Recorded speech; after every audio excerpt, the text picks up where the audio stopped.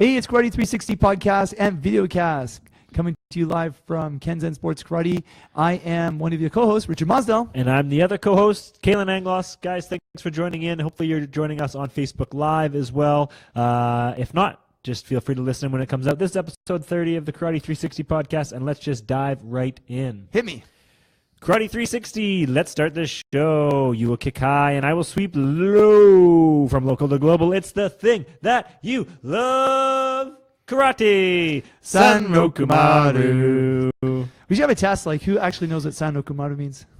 Listeners who knows what it means. You have to tell us, what does San Rokumaru mean? And we might have gone over it in a very previous episode, right at the beginning of this Origins. whole thing. The Origins episode, I think we talked about it a little bit. But that's okay.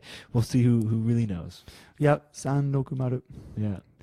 Because I know for sure, I think it was my son said, isn't it supposed to be like Sanpyaku Rokuju? Yeah. Right? He said, quiet. Quiet, James. Stop. No talking. We are artists. Yeah, that's Do right. not disturb. That's right. That's right. We got our own thing going on here. Don't Exactly. worry about it. Anyways, guys, thanks for joining in to episode 30. You guys that are on Facebook Live that are just joining in now, feel free to ask us some questions throughout the show. And again, at the end of the show, we will answer all your questions. We actually already had some questions come our way before we hit the record button. That's right. So we will answer some of those at the end. But if you have any that come up throughout the show, again, feel free to kind of put them in there as we go. And then again, these episodes come out for download on Monday morning. Right on. So there we go. Yes. I already know people who say they look for it. This is part of the routine, like Yeah. driving to work, Yes. cleaning the dojo like me. Yeah. And I think it's good Monday morning too. It just starts the week off. So, okay, Karate 360, first thing. Got to hit it. Yeah. That's right. All right. So remember, 100 squats. Let's get your 100 squats in right now. Right now. Today. Yeah. All right. It's Monday morning or Facebook Living here Thursday night. Get your 100 squats in now. That's right.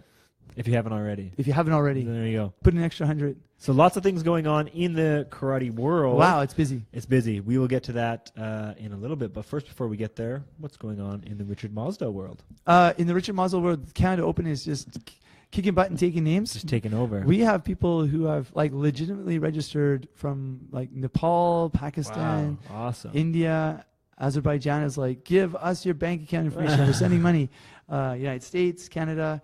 So yeah, it's coming together. That's awesome. I think the really important thing here is that we are just trying to put on a really good event this year For sure. and establish it, especially this year, next year, and by the third year, people are then in the groove. Like I'm watching lots of friends on Facebook say, okay, we're flying into Las Vegas. We're on our way in. They're going to go for the U.S. Open this weekend, That's which is right. great. Yeah. And then eventually we'll have that same sort of buzz, in 2 months. For sure. So yeah, it's going to be really cool. And it's neat getting questions like, what is a flying sidekick video? Like, are we just going to jump over a bunch of like kicking What shields? is this flying sidekick? I know, competition like that you it's speak of? scientific. Like we've got a high jump bar. It's already booked. High jump bar. We're going up by millimeters. Yeah. They got to fly right. Actually, next week on Thursday on the Canada Open Facebook page, I'm gonna do a demonstration about how it works. Awesome. Yep. So that's one. The other one is the Canada Open kata has been made Okay, that's what I was just about to ask about. It's been made. I know we practice in it the here. die version. Yes. The big version. We're gonna have to do a shorter version.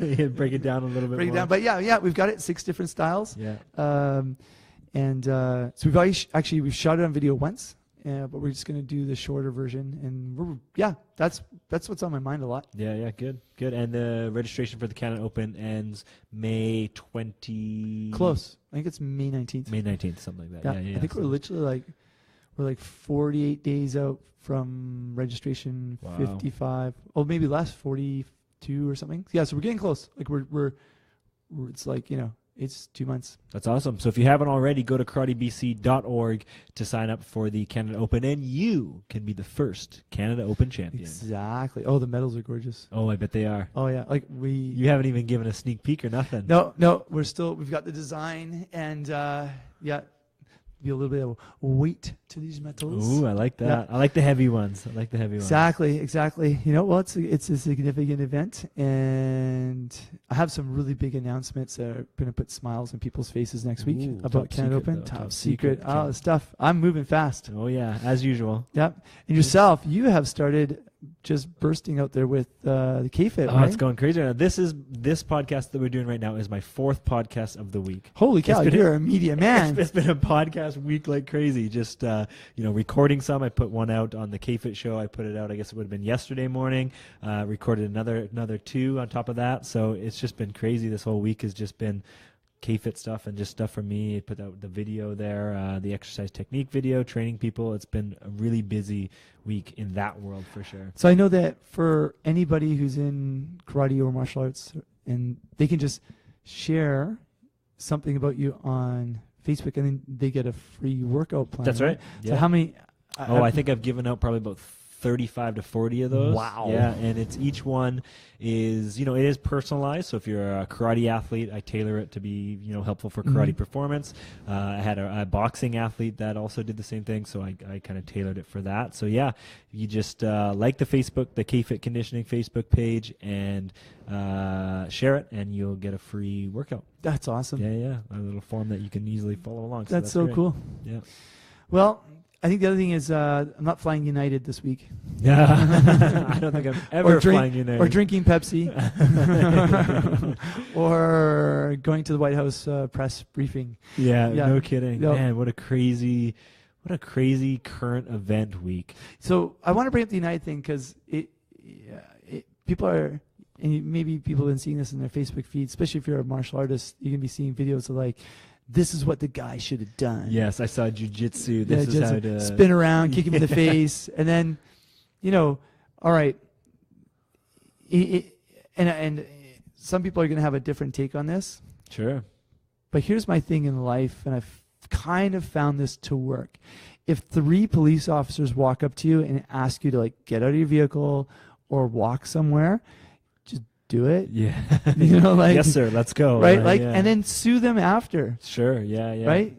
But the idea of like he was resisting. So maybe he's thinking like this is a peaceful protest, like what do you call it? Nonviolent protest. Yes. Yeah. I can understand that. So it's okay. It's a nonviolent protest. But basically in that situation, the advice to like kick them in the head, like they're going to go from tasers to guns. Yeah. It's just going to. And what are you going to do? Like run to the bathroom? Yeah. Like hide in there. What are you going to do? Yeah. Like, I mean, overselling flights, you've not been on flights, everybody has, you're expecting your connections to work. Like, I'm with you that they put him in they randomly picked him, unfortunately, put him in a bad situation. Yes. But, to get beaten up, I guess he wasn't thinking he was going to get beaten up, No, but of course, yeah. when if I'm sitting on a plane, I see 3 policemen walk up to me and go, okay, you're getting off the plane and we're hauling you off. I'm like, no problem. I'll just walk off. Sure. Yeah. It's not that important. Yeah. And I think he said he is a doctor or something. He said he was a doctor and he had some clients or whatever to look after the next day. My issue with the whole thing was, and I'm pretty sure this was confirmed, that they overbooked the flight. Obviously, that's why they were taking people out. But they overbooked it, and they tried to accommodate their employees, the United employees, to get them to where they had to go. And I have a little bit of an issue with that. Like, that shouldn't be the passenger's problem. But that's a little bit separate, obviously, about the actual action that was taken. But just that alone kind of bothered me with the whole situation. Well, it's weird because employees fly on planes because they got to get to other places so that they can get another flight to operate on time. Of course. Yeah. Right? Long time ago in my storied history, I got to see the world of analytics inside one of the major Canadian airlines. Okay. And they would talk about how they would fly employees around because you have to get people to a certain place, you get the other planes going, and then if somebody misses something. So yeah, it's a horrible situation. But for your personal health and safety, just walk off the plane. Totally. Some people might not agree with that, but they're going to go from grabbing you to tasering you, and if you fight back, to shooting you. You're not going to get anywhere if you just try and hold your ground in that situation. And you can go sue them afterwards. Yeah, they had made up their mind already before they went and talked to him about what they were going to do if this guy was getting off. And then, if it was a street fight and someone was grabbing you and dragging you, and you have to turn and kick at them and stuff like that, that's great. In this situation, where's he going to run? The bathroom? Yeah, and how's he going to turn? He's in the aisle. He's going to have no room to turn around or nothing. Yeah, there's a way that could have been de-escalated on both sides. Obviously, you don't want to see anybody get hurt, and the police officers in the situation, they're just following instructions. Yeah. But it's it made me think, like, I wonder how many times this actually happens, but no one actually took a picture of it on their phone. Yes, for sure. Which nowadays everybody has a phone at all times. Yeah, like, even in the video, you can see like one person has it, and then all of a sudden everybody's whipping out their phone. Yeah, exactly. Like, I'm going to make $1 million off this. Oh, crazy. Yeah. So, what is the thing they teach kids? Like, use your wits. Yeah. Like, walk away, ignore, talk it out, seek help. And he said, nope, just stand in my ground. Nope. There's a difference for, like, okay, you're minority, your rights are being trampled, you're going to do nonviolent resistance, you're expecting there's to be some sort of harsh treatment, that's going to be treated in a certain way. And, But besides, clearly he didn't know how to do a good break fall. No, you didn't know good break fall. And also, in that situation, all these videos are giving advice. If it's a nonviolent protest where you're expecting to be dragged off the plane, well, then you're not supposed to fight back because it's supposed to be a nonviolent protest, For sure, yes, right? Yeah. And you're not supposed to get bloodied up or beaten up. Anyway, let's not beat the horse too much on that one. Well, we had to get that one out there because it's the biggest talker. We had to get that one out there. Yeah. Okay, here's another thing for, I think, all karate fans. I mean, somebody even at the periphery is going to be really interested in this. Where are we at with McGregor and Mayweather? It's happening. It's happening, but the paper haven't been signed. No, right? nothing's been signed. It looks like they were shooting for June, July. Now it looks like it's going to be more like September. I think the big holding up issue, obviously, is trying to find the promotion. Like, is the UFC, is Dana White going to promote it? Is it going to be HBO Boxing, or how are they going to kind of work that out? So I think there's a lot of stuff. I mean, we've talked about it before on this show. It would be the biggest combat sport event of all time, and a lot of little things go into that, right? Yep. So I think right now they're just trying to see where it's going to go and kind of see who's going to step up. Is it and promote the thing? Is it going to be Dana White? Is it going to be that? I think this is really big, and everybody in karate should be thinking about this, because I can count on both hands, right? 4 or 5 people, because of Mayweather and even because of this fight, have started doing boxing. Yes, yeah. Right? Totally. And I can also think of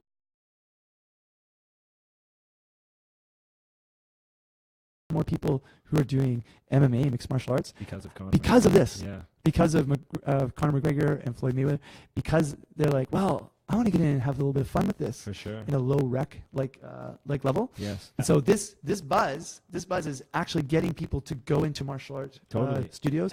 But we haven't seen it. Like, I haven't had anybody walk in the karate club and go like, oh yeah, where do I want to do this? Like, no, they're going to boxing, and some boxing clubs are capitalizing on it smartly. Sure. And some are going into MMA. Well, Conor McGregor started out in karate. Exactly. That's where he first started, and that's totally. That's where he learned everything. and if you, it's right, obviously.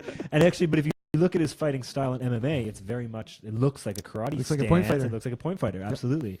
So he obviously uses those skills a little bit. So I do know, it is coming. I think the fight, Dana White, the president of the UFC, went from it's not happening, it's never going to happen, it's crap, whatever, and they went to, well, it's getting some wheels, and now it's going. Now he's at, okay, it's happening, we just don't know when. So. I'm getting some money now. I'm going to talk nicely about it. As soon as you start talking, hundreds of millions of dollars, people start to listen. So. Yes. Well, I think we might get some bump, especially really in the 2020 year, because there'll be a lot of stuff about karate at that time. Yes, and people will start coming in. I actually had a mom ask me yesterday. She said, like, well, why should I go to a mainstream club that's part of the whole World Karate Federation system and Sport Canada and all that sort of stuff? Right. Why don't I just go to the martial art club near my house? And I said, well, normally when you're in a sanctioned club, like, that means the instructor had a police background check, done their first aid, they've done some proper coaching courses, understand how to teach to an age level. The other thing too is those clubs like ours should be a pathway so that if kids want to compete, if you go to soccer, you want to do lots of soccer. Yes. Yeah, right? Yeah. Like, I don't put my kid in soccer so he gets really good self-confidence. I just think that's going to be a side benefit. Yeah. I want him to be great at soccer. Yes. And at least he enjoys it. Same thing in karate. Come in karate, you want to do a lot of it. Yeah. Right? Get out there, blast it out. And then she's like, well, how far could he go? I'm like, well, he could go all the way. Boots, yeah. He could go all the way. He could go right to the Olympics. She's like, oh, wow. And you know what she said to me? I think I'm going to bring him to your club because you have a pathway. And she said she used to be in competitive pro long distance cycling. Okay. Which I guess is a thing. Yeah. But I'm in my lane, so I only see my stuff. But so yeah, she goes, I understand those pathways where you start locally and then you go provincial, national, make a national team, you go to these like international events. And I love the idea that just maybe that 5% off chance, my kid will be really into this, that could be their thing. I want them in a club where there's the chance. Totally, yeah. You know, yeah. and I was like, well, there's the chance. There's a chance, and we offer it. How old are they? 7. Not for 2020, but it'll be a little bit of time. But 2032. Hopefully, karate will keep going in the Olympics too, which that announcement's coming in August of this year. Yeah, well, I think they have a first meeting in June, next meeting in August. So Okay. we'll get the bump. Now, here's the thing. Can we get a karate bump before the Olympics? Or do we as karate instructors just have to do a better job, like 5% better job to get out there and get the word out? I think for sure collectively getting that word out is we're already seeing that karate, but more eyes are for sure on karate than they've ever been before. I mean, look at the big international K1 tournaments or the WKF sanctioned tournaments. Yeah. There's more athletes than there's ever been. There's more viewers than there's ever been. They're putting money. They're putting a lot of things into being able to view this thing, like the online streaming that they have now. So they're just building it up and building it up. So I think all you fantastic karate instructors listening to us, and all you fantastic students who love your karate club, pick one business that has the same type of people, same age group of type of people that go to it, and ask them what you can do for them so that you can put a promotion in. Yes. Right? For sure. So what can you do? Like, is it a dentist shop for kids? Right? You know, can you go in there and go, listen, what can we do for you? What type of promotion can we do for you in our club so you get more clients so that we can promote our karate club? Yes. Because you always want more people coming through. Martial arts is in the fitness industry, and the rough numbers are 30% of people quit every year. Yeah. So you have to replace by 30%. And, you know, in karate, you see it all the time. People go on and do something different, right? So, yeah, I challenge everybody. Get out there. One business. There you go. See if you can offer them something. Because that's the thing. It's like, we can put out a lot of videos and podcasts. We can talk about it till it's blue in the face. But really what we need to do is then go out and network with people. Absolutely. Like, shout out to Rodney. I think he had a Bring a Buddy Day yesterday. That's right, at his club, yeah. Yeah, and, you know, they didn't bring a gazillion people. Each kid got to bring like 1 or 2. So 1 or 2 of their best friends. They really think it's going to do it. Yeah, so I think stuff like that's great. Let's get more people in the rec system and become karate fans. Absolutely. Yeah, I had somebody recently, see, I'm just babbling on, but I had a lot to share. That's why it's called Karate 360. That's right. You never know where we go. You never know where we go. But like I had somebody say to me, you know, something about like they're going to be away for a couple months and they wanted to cancel their membership, but they know they'd like missed the deadline to cancel like by 2 or 3 days because you can't do it too close to the end of the month when the club manager is putting all the fees through. For sure. And we were really sweet. We're like, listen, we care about you more than your money. So keep the uniform, keep your money, have a fantastic trip. They were going around the world or wherever they're going. And when you come back, if you want to pick it up again, you're ready to rock and roll. Yeah, for sure. You know, and I think that we need to make karate fans. Those karate fans will become fans of people going to the Olympics. For sure, and I think that's another big thing too with, especially here at Kensington, we're big fans of going out into the community and giving free karate classes. Totally. To just get more karate fans, get more people to know actually what we're about. Yeah, exactly. I had a school, I said, okay, all these schools went to, I was 1 hour every week, I'll teach 30 minutes and 30 minutes, 2 classes back to back. I had a school come back and say, okay, if you do that, you can do grade 1 to grade 2. But if you come twice a week for an hour and a half and do 3 classes and 3 classes, you can teach the whole school like 5 times. Wow. Right? That's a lot of eyes. It's a lot of eyes. It's a lot of hours. A lot of hours, a lot of work. A lot of work. Yeah. But, you know, we get a lot of fans. Yeah, for sure. Then they come in, we turn them into superstars, and then we can talk about them at all these big events coming up. That's right. There we go. Speaking of big events, let's get into a little bit of our karate global news of the week. Okay, so this weekend, this is April 13th. We are recording live on Thursday night. Hello again to everybody on Facebook Live. Again, send us your questions if you have them. Absolutely. This weekend, we have a couple of WKF sanctioned tournaments going on. So the K1 in, is it Rabat, Morocco? So the K1 Morocco tournament is going on this weekend, as well as the U.S. Open is also happening this weekend. So two big key events for athletes. I would expect suspect that most of the U.S. and North American athletes will probably go to the U.S. Open, and maybe a lot of the other ones will go to Morocco. I think on the WKF website, not a lot of the key players in the elite divisions were at K1 or had signed up for K1. So yeah, and I don't think the U.S. Open, like for the Canadian national team, I don't think it's one of the official events on their calendar. right. And that changes from year to year depending on the depth, For sure, like yeah. a field and stuff. Definitely a big event like U.S. Open. Yes. I mean, really, these are really, we should review these next week, both of them for the results. Absolutely. And Yeah. stuff. And yeah, we'll see what's going on. Well, I mean, there's been a lot of K1s in a row. Like this is like the third one in a month. Yeah, third one a month. I think it's the fourth one or fifth one of the year already, Mhm. and then there's not another one for about another month and a half. So they really piled them up in the first quarter of the year. So maybe that's also why some of the athletes aren't attending in Morocco. Just a shout out to all of our North American athletes and especially our Canadian athletes going down to the U.S. To compete in the U.S. Open this week. Good luck to all you guys out there. I know Good you're luck, out there, so everybody. yeah, Yes, it'll be absolutely. I know there's a few people there that got there. Wow, there's 12 mats here at the U.S. Open. Like, right. it's just a whole other ball game. That's right. No, I think they actually can't get any bigger. Like, I don't think they actually get more officials. The officials all do it as a volunteer, Right. and the goodness of their heart, and that's awesome for them. And I think the other thing too is like, you could be a state level official, you could be WKF official, you can always be competent For no matter sure. what level you're at. Yes. So the athletes going in there, don't worry about the officials. Those people there because they care about you, and just go and shine and have a blast, make some friends, Totally. take a gazillion pictures. Yeah. Take it all in because a lot of the top level athletes are there. Actually, I think Douglas Bros is at the U.S. Oh, Open. wow. Actually, I believe. Awesome. So there it is. Yeah.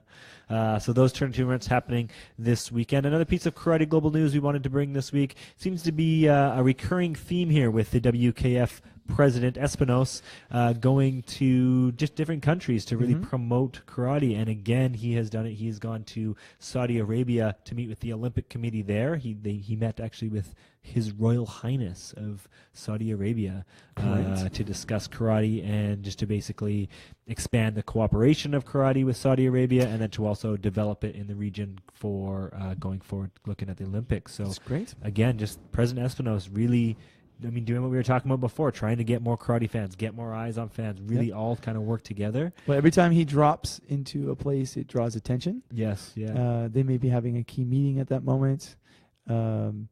And no, that's exactly what we have to do. It's like I had this idea that like the United States national championships, Canadian national championships, they should drop them into less populated places, right? Sure, yeah. And suddenly, like when you drop all these athletes, all these people into a place, it really gets a buzz going. Totally, yeah. And it may spark some more interest in that area. Like, okay, what area of the United States is karate not as popular as it could be? For sure. Drop the national championships in there. And I think it's good if they can make it happen. for sure. And I think it's a good time to do it when there's another major event maybe going on there in a completely different sport. Yes, Because I know when we went to Penticton in BC for the BC Winter Games, I think there were some karate fans made there just because there was other sports that were like, oh, I'm going to go check out karate. I'm gonna go see what those guys are doing. So no, I think that's a really good idea. But yeah, President Espinos just really building karate up. What I would love to see from him, and this is just because I'm super young and so into the social media stuff. Yeah.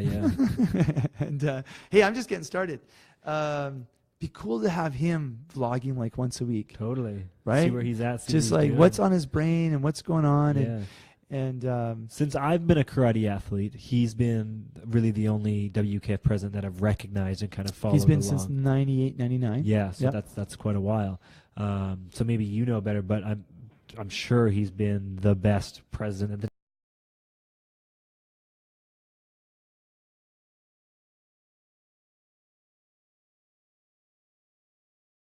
WKF has ever had. Well, they've only had two. Oh, there's only been the two. Okay, wow. There's only been two. Okay, Right? So Daniel that's pretty slim. Descartes was the Frenchman who got Wuko going. Okay, yeah. And then Espinos took over 98, 99. I interviewed him in 1999 Okay. at the Pan Am Games, and interviewed him in 2008 and then 2010.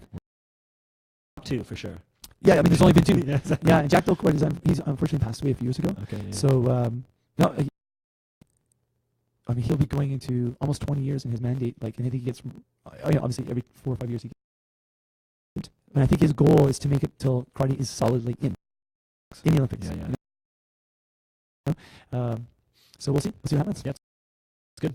On that note, too, we have coming up in June the World Karate Day. Absolutely. World Karate Day. We're doing 1,000 board breaks here in the club to celebrate. How the kids are. Oh, man. The International World Karate Day. Yeah, International World Karate Day, June 17th. Actually, the WKF has a countdown on their website now. In fact, there is a World Karate Day website now. That's so neat. Well, let's put the link up on the website. Let's put the link on the Facebook page. It's world-karate-day.com. We're copying it in there right now. But yeah, really trying to build up this recognition for an International World Karate Day where there's going to have seminars. I think they said 14 different seminars in that day in certain cities and things going on like that. So again, just trying to bring more eyes to karate. And yeah, that's it right there. If you I'll pop it onto the Facebook page. Yeah, that's good. So World Karate Day, June 17th, and we had talked at the Canada Open about possibly making that like Canada or regional or something. Yeah, I pitched it to the World Karate president, Day. and we'll see what they say. Yeah. So there World it is, the Karate Day. World Karate Day. It's just being posted right now. So that's coming up again on June 17th. So don't forget to celebrate the World Karate Day with us and as a karate group as well. Other things going on too in Karate Inc. If you're not aware, so we have two major tournaments this weekend, the K1 and the US Open. You can watch those live because now Karate WKF has a online streaming service, a pay-per-view type thing, to get the medal rounds for the karate tournaments. So go to the WKF website. You can sign up. I think it's I can't remember the price, but there is a small price that you pay to get all the medal rounds in the tournaments and all WKF sanctioned tournaments. So that's like awesome. It's like €10 or €50 or something like that. Something like that, yeah. And so you can do that. So go to the WKF website for all that information. Yeah, I think that's it for our Karate Global News. Well, the other thing is the Olympics has. How did I forget? On April 7th, they posted 5 things you need to know about karate. 5 things. So this is straight from the IOC, right? That's right from the IOC website. Yeah. Right. So I'm not going to read the whole thing. I'm just going to go through the highlights. It starts off with karate set to make its debut at the Olympic Games in Buenos Aires in 2018. We reveal all you need to know about the world famous martial art. By the way, I think I got the criteria about how you actually get to the Youth Olympic Games. Okay. Yeah, I have to read that. I'll the bullet points for that for next Okay. time. Right. So it starts off with the Holy Trinity. The Holy Trinity. Okay. So a little Western religion here. When they say that, sorry everybody, but there's a guy named Richard likes to deconstruct things. Yeah. So when they say Olympics is Western themed, when they start off by reclassifying it as the Holy Trinity, there you go. There it is. Kihan fundamentals and kumite grappling hands, right? Proud history. It's less than 200 years old, but its roots come from India, China, and the Japanese islands where it all comes together.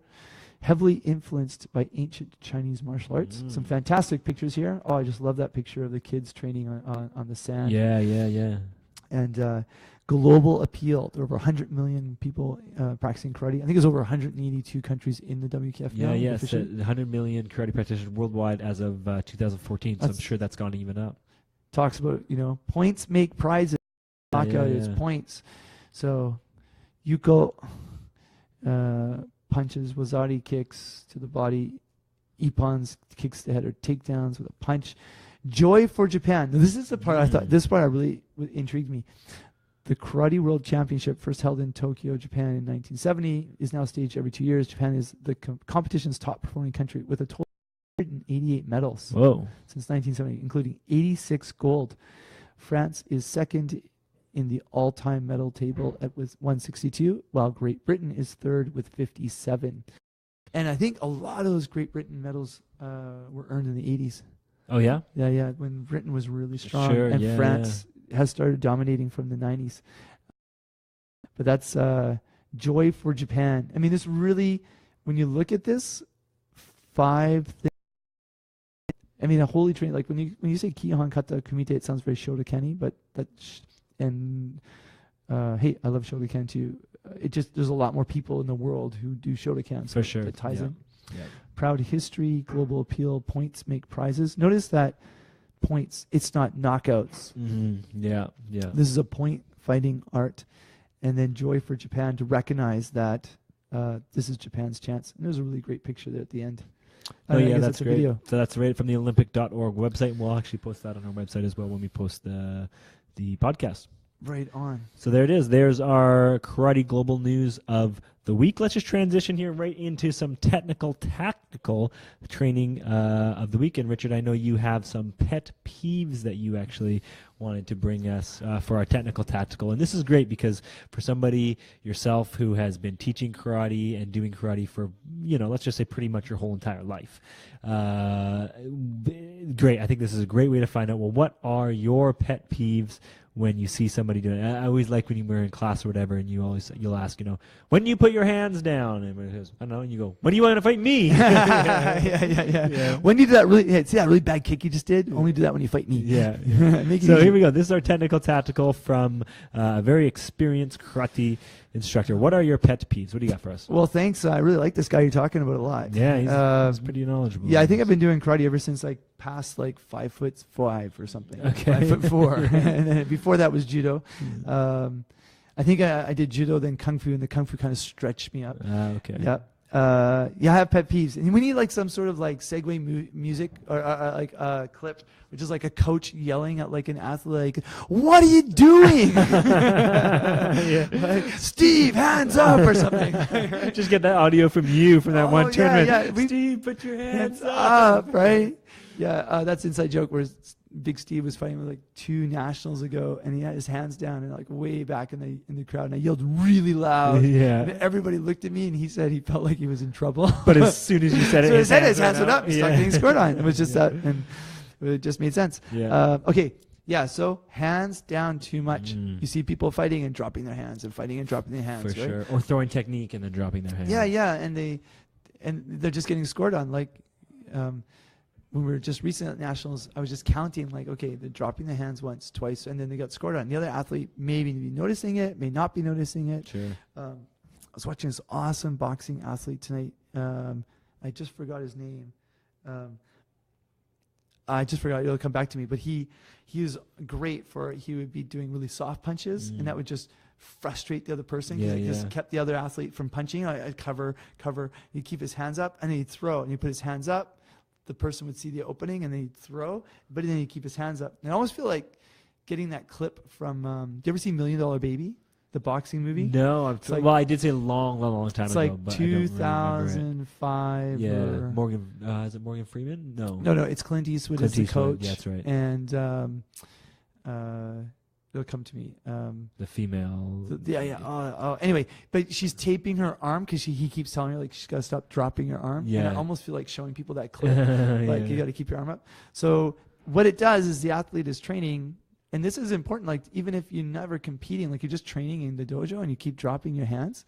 You got to keep your hands up. You're not the referee, and you got to be safe. And in self-defense, you obviously don't want to drop your hands either because some of you might clip. Oh, of course, yeah. Right?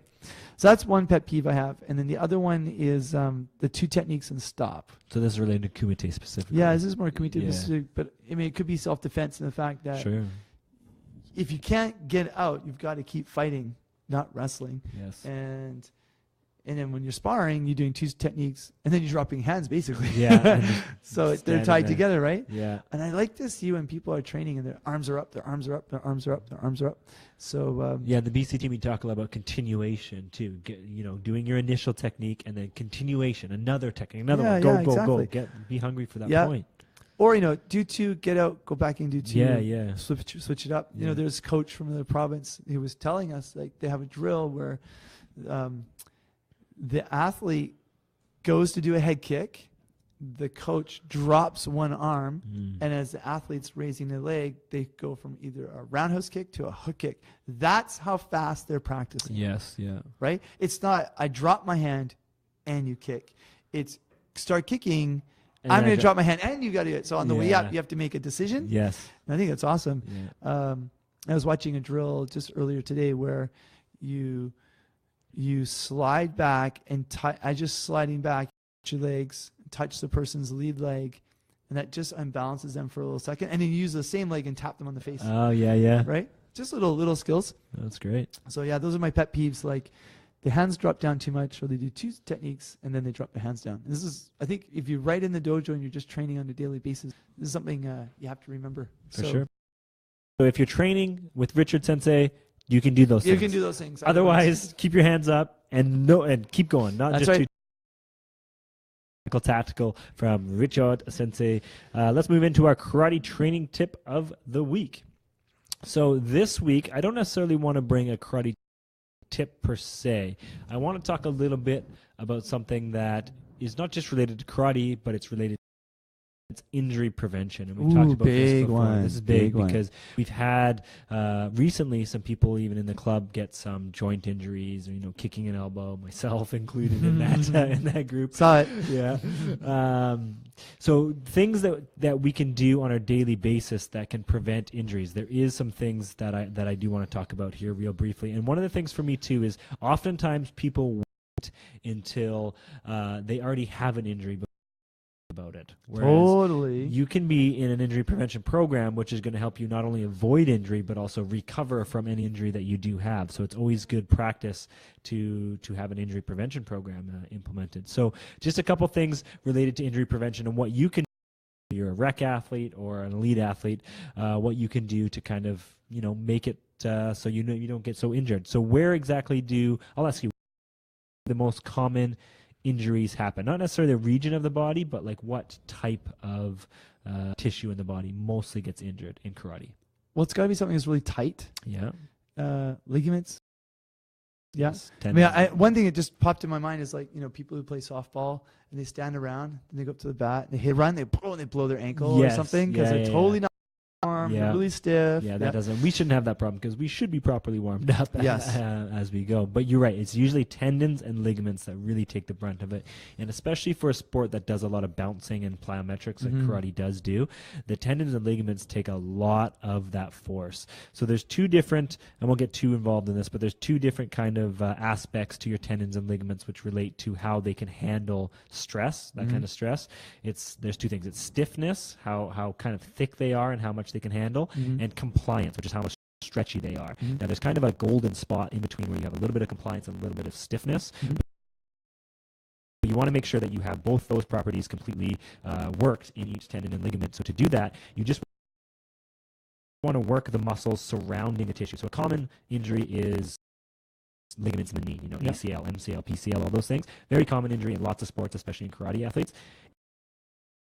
If you work the muscles specifically around that joint, the response from your body is to make your ligaments stronger. So you'll actually make them thicker, which makes them more stiff, and you'll also make them even more stretchy. So just by working the muscles around them, doing resistance training, that's going to actually give you some injury prevention because you're going to have stronger ligaments and tendons, which does make sense. Another thing you're going to want to make sure you do too is do a proper warm-up.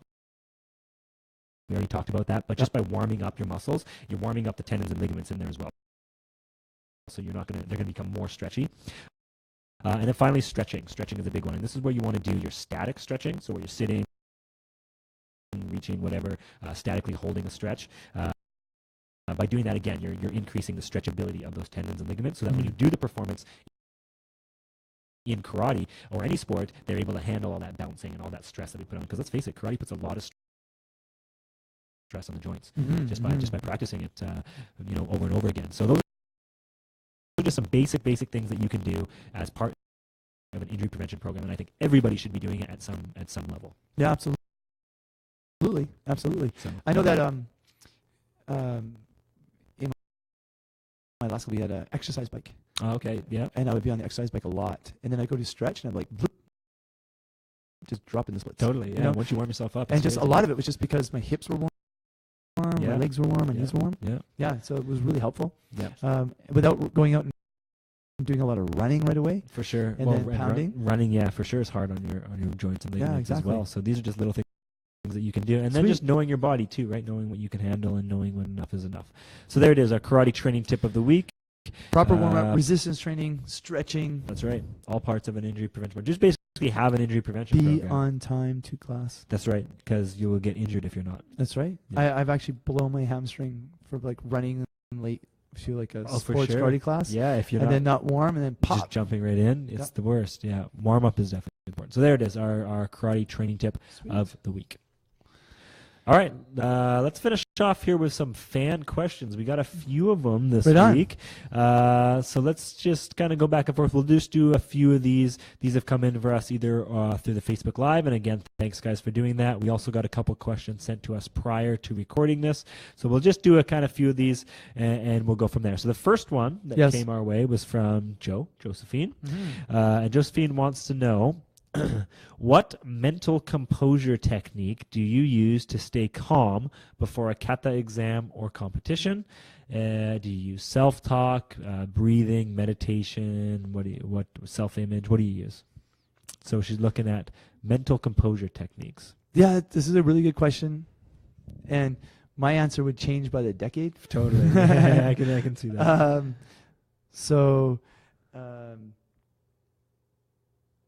I think especially if you're new to karate and you're getting used to it, do your kata 1,000 times. Totally. Practice. I'm not practice, kidding. Practice. Yes. Not 550. Absolutely. Like 1,000. Totally. So that your muscles are so adjusted, you're so greased. Yes. You know, when a class ends, go do it 10 or 20 times. Like Arakawa Sensei, you can't see him in the video here, but he's up there. Well, he's not up there, but the But picture's he's there. hanging above us. Yeah. He's not dead or anything. Like there's a picture of him up there. Yeah. Like everybody who competes in his club, like after the practice is finished, like we would finish at 9. Like no kidding. Like Peter Williams, who you listen to this, he can attest. 9 to 10, the kids are practicing the kata like 20 times. Like I'm Yeah. not kidding, like 20 times. Good. They do it full performance. They get 1 or 2 pieces of advice. They rest for like 1 minute and they do it again, and they'll do it for an hour at least 20 times, right? So then you build that up, Totally. right? You build that up. Why are the best basketball players? Why are they so good? It's not because they were born talented. They go and shoot 500 free throws Every day. Yeah, before breakfast. Totally. Yeah. Right? Yeah. Steve Nash, like, why is Steve Nash so good? I love that quote. I mean, he's from Victoria, which is cool. He said like his favorite moment of all time in basketball was when he was in like I think college, just got into college, or either high school or college, and the coach gave him a key to the gym. Right. Yeah. Right? I remember you saying this. Yeah. Yeah. I think it's amazing. He went in there and just started playing really hard. Yeah. Like as soon as he had the key, it was just like he wanted to go That's into right. more and more. So I think the first thing Yeah. is practice more Be prepared. and practice like you're going to compete.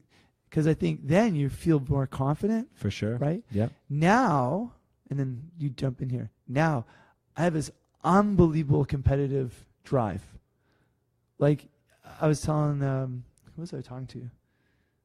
You were telling me at Nationals that you have a more competitive drive now than you ever Oh did my God, when yeah. you were Oh my God, competing. if I didn't have to work as hard as I do right now, like if I could have 2 or 3 hours, I would crush them. Yeah. Like I'm serious. Like my competitive drive now is so high, Yeah. right? Like we had some of the guys in the dojo the other day, and like as soon as I got warmed up, I was like, I'm gonna crush you guys. But I just can't. I just don't have the time. Sure. Life. Yeah, I'm like, it's there. Yeah. It's so high right now. Yeah.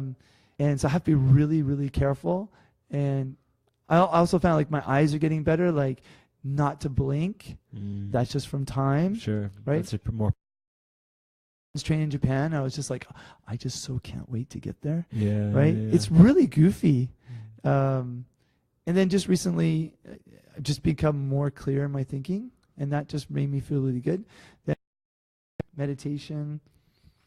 I'm worried about meditation. It's going to change. I'm like, I don't take any supplements.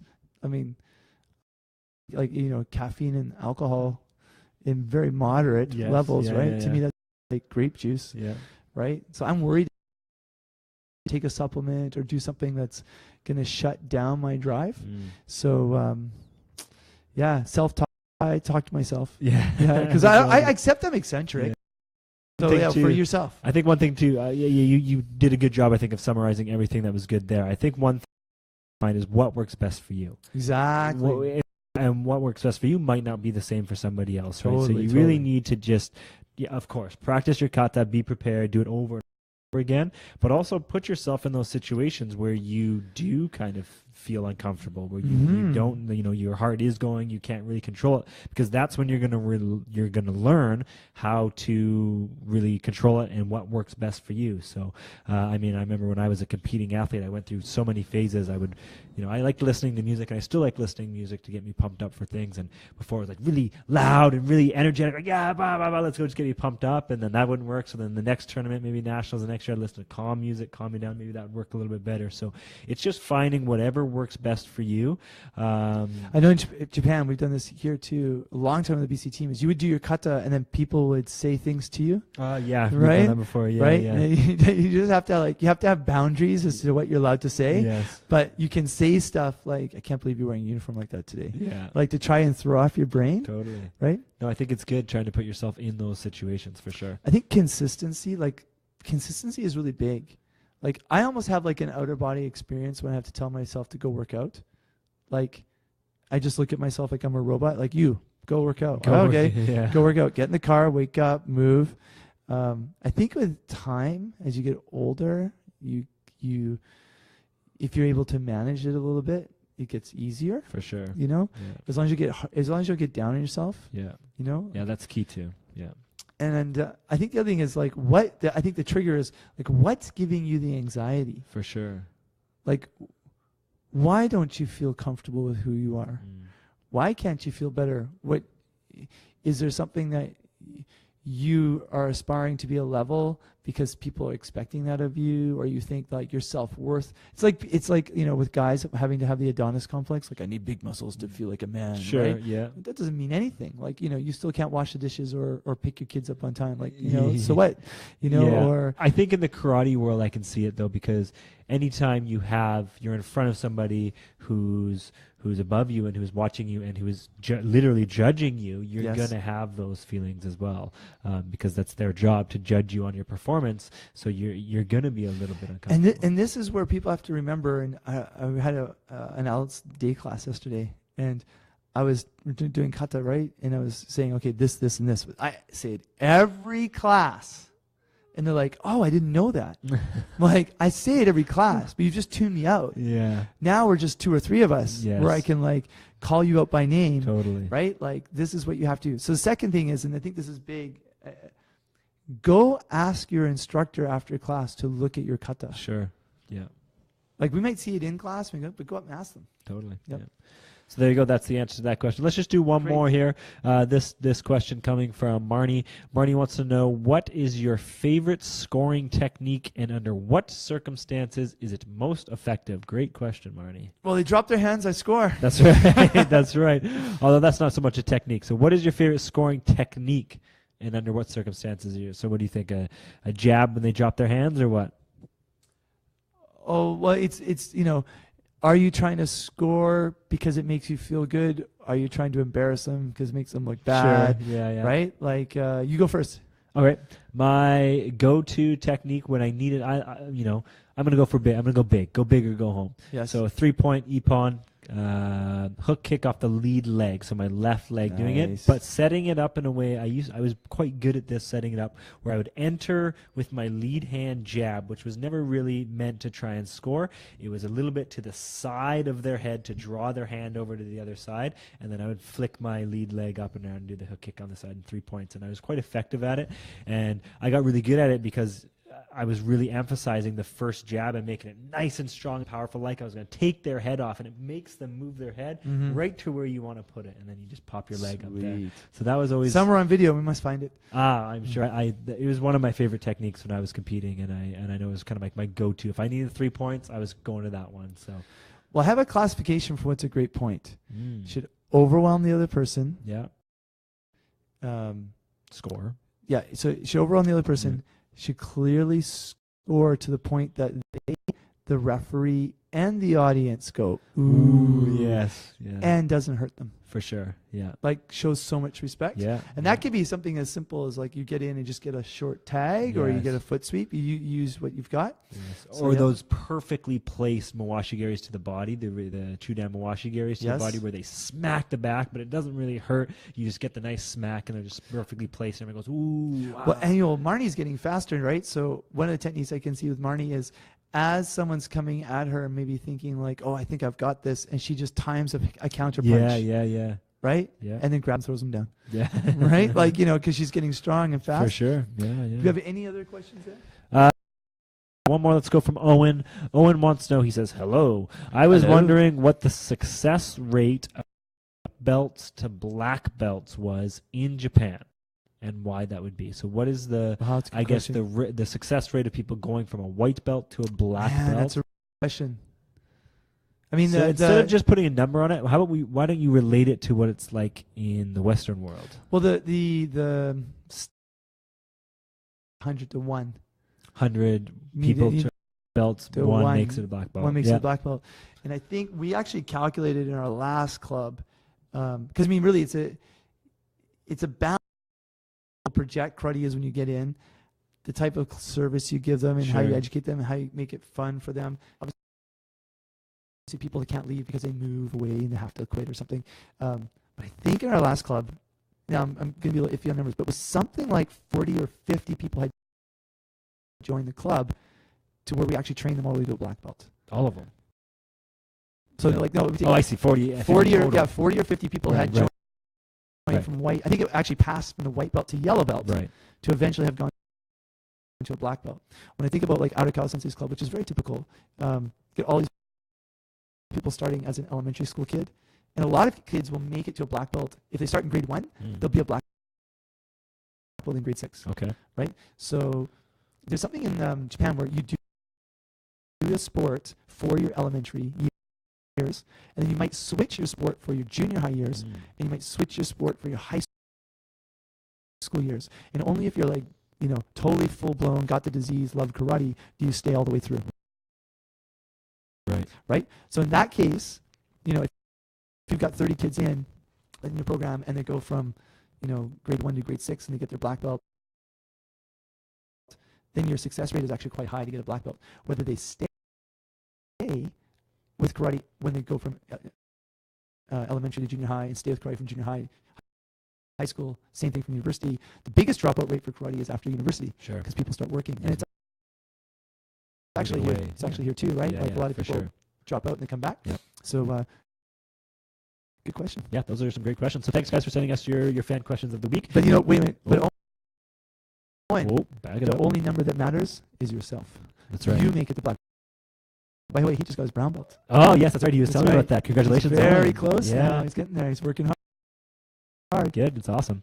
So there it is. That's our fan questions of the week. Thanks, guys, for sending those in. Those are awesome. And keep coming at us. Again, we do these on Thursday nights, the live podcasts on Facebook Live. They come out on Monday morning. So after we're done recording, you won't be able to see us, hear from us. Well, you'll see us and hear from us, but not on this. We'll be doing all our other stuff. All our other stuff as well, where they can find you at Richard Mosdell, right? That's right. We're going to do one right after this. We're going to do a 1-2 minute